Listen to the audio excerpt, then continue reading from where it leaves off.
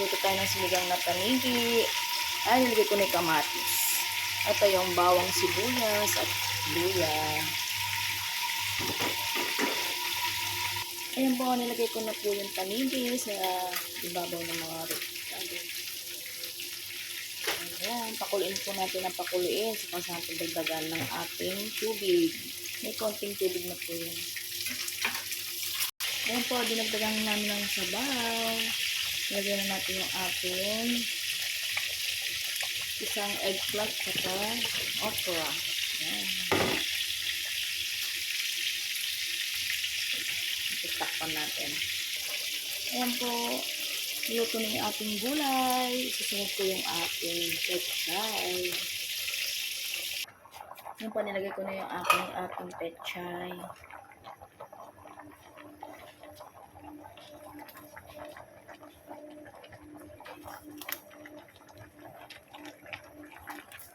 Magulay po tayo ngayon kasi ang haba ng buhay daw.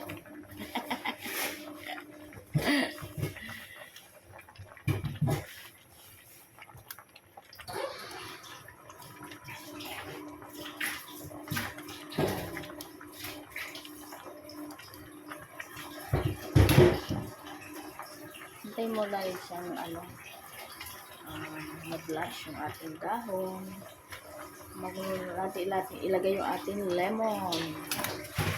Ayan. Sinigang sa kamatis na may lemon. Para masarap po yung sabaw sa kamabango. Ito po ba guys?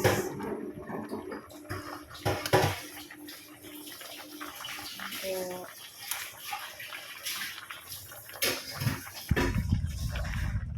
ayan guys. Ayan. Maluluto na yung ating pechay. Yung saktong lang siya. Crunchy. Ito ba guys?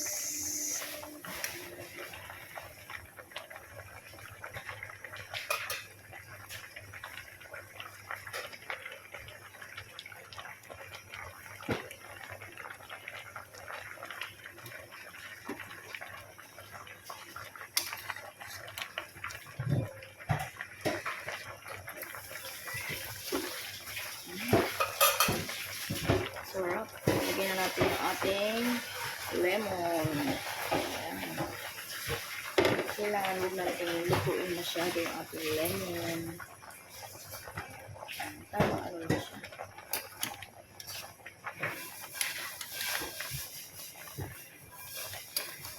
Ito na guys. Ayan, kain na tayo. Thanks for watching.